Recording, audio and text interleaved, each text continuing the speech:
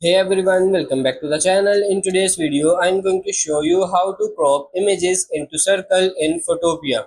It's really simple and easy. First of all, just come to this left options and click on this circle and use the ellipse tool here. This tool is going to create a new layer. So now hold the shift key down to create a perfect circle and then just drag the size you want your circle to be. So I'm going to make it here like this, and now select the move tool, go to this reduce the opacity so I can see the layer under it, then move your circle and place it wherever you want. Now just going to place this layer here under this layer. Now right click on this person's layer and click on this clipping mask.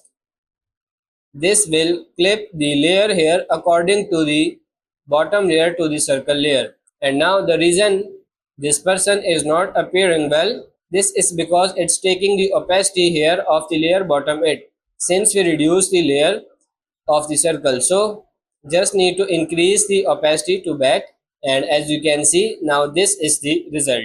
So that's pretty much it for this video. That's how to crop images into circle in Photopea. I hope this video was helpful. If it is, like it and subscribe to the channel. Thank you.